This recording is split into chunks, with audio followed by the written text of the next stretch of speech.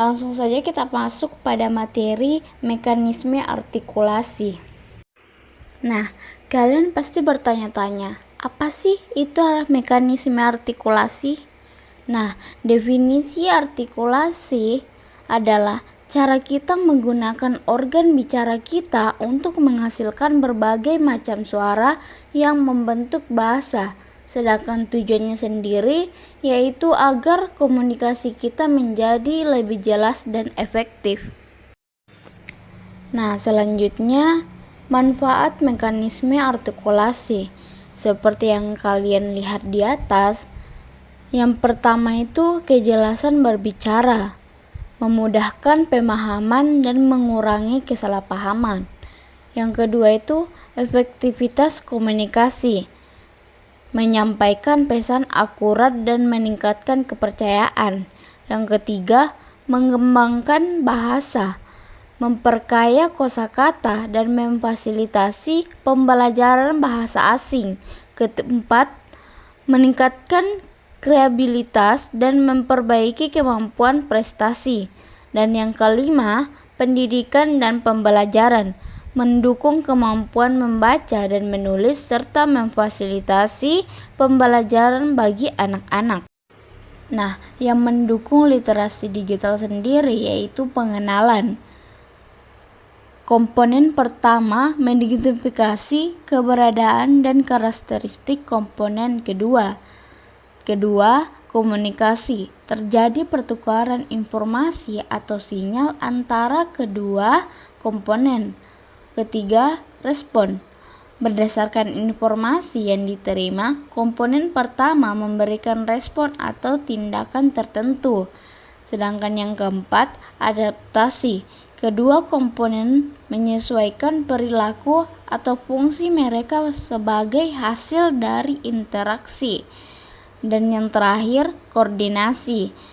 Kedua komponen bekerja sama untuk mencapai tujuan bersama. Organ-organ artikulasi. Ada dua organ-organ artikulasi. Yang pertama itu artikulator aktif atau bagian yang bergerak untuk menghasilkan suara. Yang pertama, lidah, bagian utama yang paling fleksibel, berperan penting dalam membentuk berbagai macam suara. Sedangkan bibir membentuk suara bilabial seperti P, B, M, dan labiodental seperti F dan V. Gigi membentuk suara dental seperti eng. Dan langit-langit lunak atau velum mengatur aliran udara ke hidung atau mulut untuk menghasilkan suara oral atau nasal. Pita suara bergerak untuk menghasilkan suara voice atau terbuka untuk suara tak bersuara atau voiceless.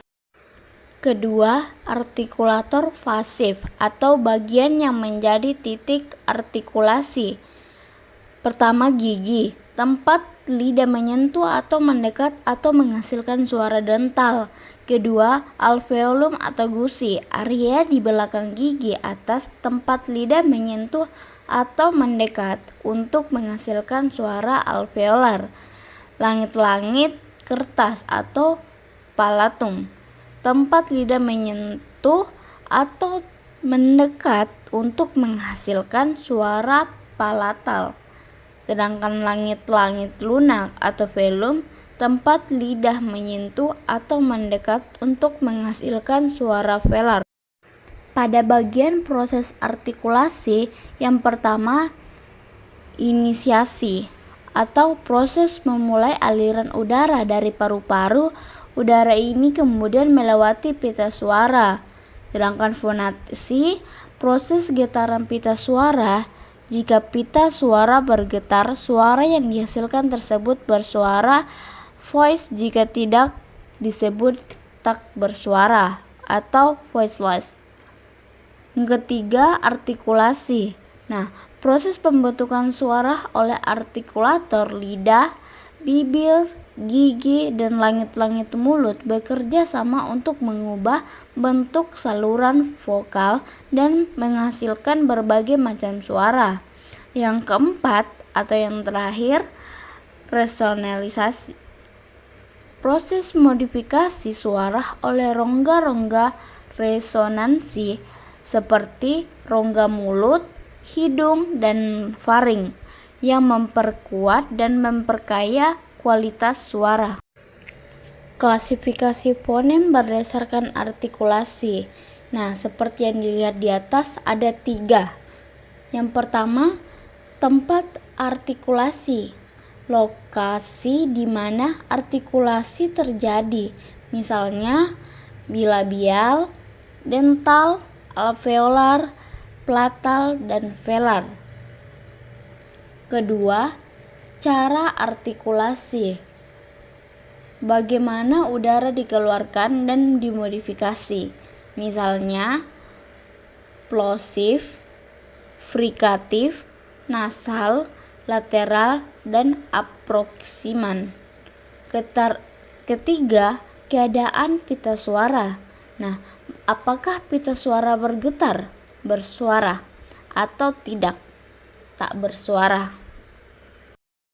Nah, di sini kita masuk pada manfaat memahami mekanisme artikulasi. Pertama itu meningkatkan kemampuan berbicara dan berkomunikasi. Kedua, memudahkan pembelajaran bahasa asing. Yang ketiga, membantu dalam terapi bicara untuk mengatasi gangguan artikulasi. Sekarang kita masuk pada akhir atau kesimpulan. Jadi, kesimpulan dari mekanisme artikulasi adalah proses produksi suara yang melibatkan interaksi organ bicara untuk menghasilkan fonem. Proses ini terdiri dari inisiasi, fonasi, artikulasi, dan resonansi.